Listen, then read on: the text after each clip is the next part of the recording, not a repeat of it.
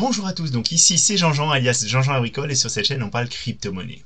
Alors aujourd'hui je suis tombé sur un tweet qui m'a interpellé. Incroyable, un mineur solo de Bitcoin a défié les probabilités et a empoché une récompense de 3,125 Bitcoin. Ça s'est passé il y a très peu de temps et c'est le genre de phénomène qui fait rêver, clairement. On se met tous à la place de ce mineur, surtout qu'on va voir après qu'il y a des sous-entendus comme quoi ça serait vraiment une toute petite machine qui aurait trouvé ce bloc de Bitcoin. Et Jean-Jean s'est dit, on va pas s'arrêter à ce petit article, parce qu'on en voit régulièrement des articles qui sont publiés. Régulièrement, il y a des soi-disant tout petits mineurs qui trouvent des blocs, mais quand on creuse un petit peu le sujet, on se rend compte que c'est pas aussi simple, et souvent la vérité est vraiment tronquée. Donc aujourd'hui, Jean-Jean revêt son petit badge Crypto Daily, son petit badge de journaliste, même si je le suis pas. On va aller vérifier les sources et vérifier si c'est réellement un petit mineur qui a trouvé ce bloc ou si c'est une petite histoire, un petit conte de fées qui a été raconté pour faire plaisir à la population. Donc c'est tout de suite, c'est parti. Donc moi, je suis tout simplement reparti du tweet qu'on avait, parce qu'en fait, on avait un article de Decrypt Media et qui avait été relayé par le Crypto Daily. Donc, j'ai cliqué tout simplement dessus et je suis arrivé sur l'article original qui est daté du 11 février. Et en fait, il nous explique qu'un mineur très chanceux a réussi à défier les probabilités et a reçu un bloc de 310K €. Donc quand on regarde un petit peu plus bas, on a le numéro du bloc, ce qui va nous intéresser, parce que contrairement à ce que nous dit Christine Lagarde, et de façon générale, les personnes qui s'intéressent de très loin à la crypto, en fait les blockchains elles sont publiques, donc la plupart des informations que l'on trouve dessus, on peut les vérifier. Et c'est justement ce que a fait Jean-Jean, et c'est ce que je vous invite à faire.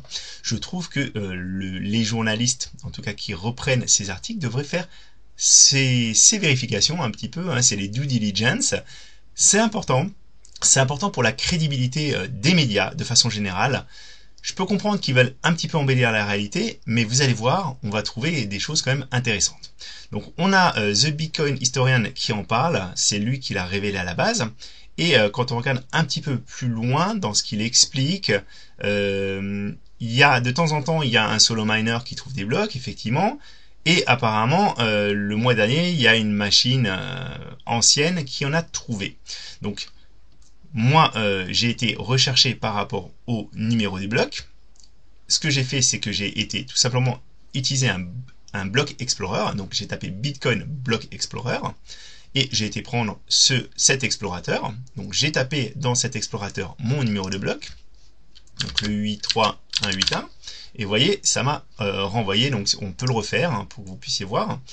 Donc là, on a les informations sur le bloc. Quand est-ce qu'il a été miné et ajouté à la blockchain, sa taille, et on peut aussi voir les transactions qui sont associées. Et à partir de ça, on a l'adresse qui a reçu la récompense de minage. Donc on a cette adresse, et de la même façon, cette adresse, en fait, on peut aller la vérifier. On peut vérifier quand est-ce que combien de bitcoins cette adresse a reçu, le statut de ces bitcoins, les opérations passées, etc. Donc je vais vous montrer ça. Donc de la même façon, dans l'Explorer, j'ai tapé l'adresse. Voilà. Et là, on se rend compte effectivement que actuellement, il y a 3,14229510 bitcoins. On voit ça, mais on a aussi beaucoup d'autres informations. Comme quoi cette adresse, elle a déjà été utilisée à 41 reprises pour des opérations de Bitcoin. Et quand on regarde ça, on se rend compte que le bloc qu'on a reçu là, c'est pas une opération. Alors attendez, il est là le bloc, je vous le montre. C'est celui-ci, le 10 février. Mais il y a eu déjà des blocs qui ont été trouvés auparavant. Et il y a un bloc qui a été trouvé le 29 janvier 2025. Donc, qui a été trouvé il y a même pas 20 jours. Donc, ce petit mineur en solo, en fait, on a la preuve. Alors, soit c'est la personne la plus chanceuse du monde, soit on a la preuve, en fait, que non, c'est pas un tout petit mineur solo, et c'est pas du tout ça. Quand on regarde aussi, on se rend compte que sur cette adresse, il y a quand même eu un total reçu de 54 bitcoins, donc pour 5,3 millions de dollars. Et quand on repart un peu en arrière, quand on fait l'historique, on se rend compte aussi qu'il y a des récompenses de blocs qui sont tombées régulièrement, donc en novembre 2024, encore en novembre 2024, en décembre 2023, etc. Donc il y a eu au moins 5 blocs qui ont été minés sur cette adresse. Et donc en fait, le conte de fées, la douce illusion que ce soit un petit mineur de Bitcoin qui ait miné ce bloc, elle s'évapore, elle doit s'évaporer totalement. Ce qui est vraiment dommage, c'est que ce soit Jean-Jean qui ait eu besoin de faire cette vidéo pour vous débunker le sujet, parce que, encore une fois, ces choses, elles auraient pu être très facilement trouvées. Alors, en plus, moi, j'ai un petit peu creusé parce que je comprenais pas, ça parlait de petits mineurs de Bitaxe qui auraient miné le bloc. Voilà, donc ça c'est un petit Bitaxe, une machine aux environs 200 € qui fait 700 GH secondes. Et j'ai trouvé en fait, ça a été monté en épingle par The Bitcoin Historian qui dit ça pourrait être un Bitaxe à 200 $ qui a miné ce bloc. Voilà. Après, je crois qu'il y a eu des gens qui ont rebondi dessus en disant non, c'est pas un Bitaxe qui l'a miné, hein, parce que des gens ont fait la même démarche que Jean-Jean. Ils ont été consulter l'adresse et on se rend bien compte quand on consulte l'adresse et surtout l'historique que une personne qui mine ne serait-ce qu'un bloc par an, c'est déjà un gros mineur. Je vous rappelle, si vous voulez un petit peu calculer la probabilité de miner un bloc, vous avez un site qui le permet très facilement, hein, c'est solochance.com.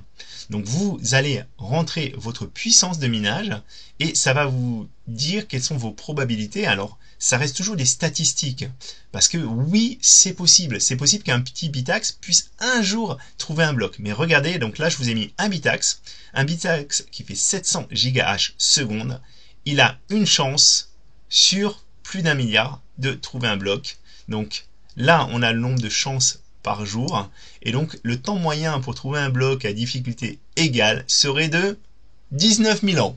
Donc il faut être patient, hein.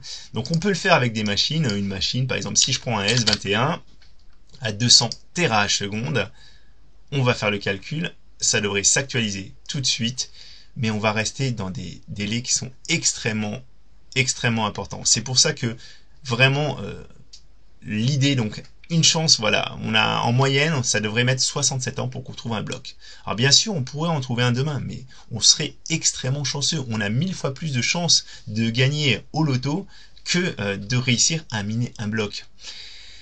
Voilà, donc si on prend qu'il y a 100 machines, là effectivement, peut-être qu'on pourra miner des blocs, mais il faut bien comprendre aussi que quand on a 100 machines, il y a un coût électrique qui est quand même très important. Donc, vous voyez, avec 100 machines, on pourrait miner un bloc tous les 24 jours. Voilà.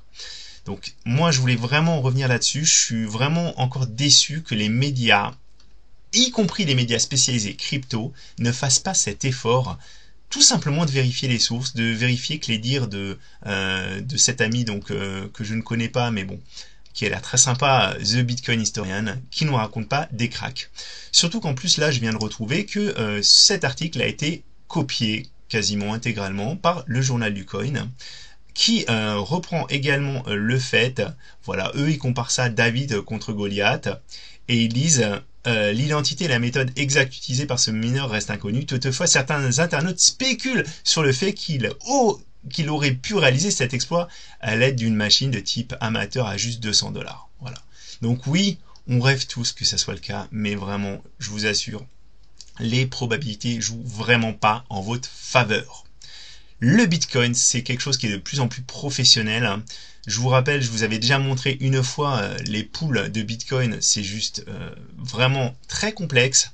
Voilà, même pour une pool, il y a des pools qui arrivent à peine à trouver des blocs, un bloc par an ou 2 blocs par an, et pourtant il y a des machines de connecter dessus. C'est vraiment quelque chose qui est pour le professionnel, qui se professionnalise de plus en plus. Alors Jean-Jean n'a pas abandonné son projet de chauffage Bitcoin.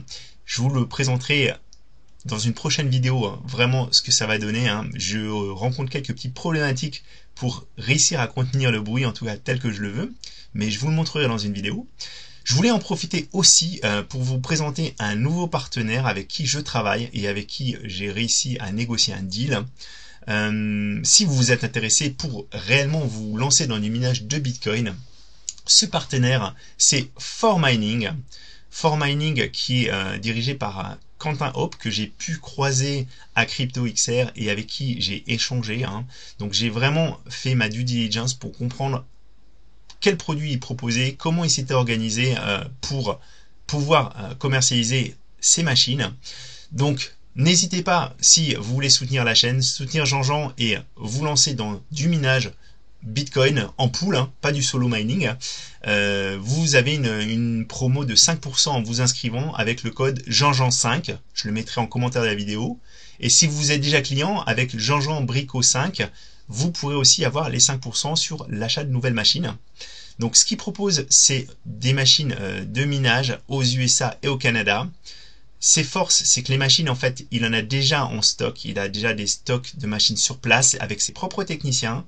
Il propose une garantie de 24 mois sur les machines et il est en train de développer un système pour pouvoir en fait également revendre la machine. Donc si vous décidez de sortir du minage de Bitcoin, vous n'êtes pas bloqué avec votre machine qui est sur place et qui coûte cher en rapatriement, vous pouvez peut-être la céder à une personne qui est intéressée pour reprendre la main avec cette machine d'occasion. Voilà, donc on peut acheter une machine à partir de 20%. 20% d'une machine, on n'est pas obligé d'avoir un mineur entier, donc c'est aussi une des choses qui me plaisait beaucoup. Il y a un dashboard qui est vraiment très sympa à utiliser. Il a fait beaucoup d'efforts pour développer quelque chose qui tienne la route. Donc Jean-Jean s'est inscrit, Jean-Jean a commandé une machine et je vous ferai de toute façon une vidéo pour vous présenter intégralement le système.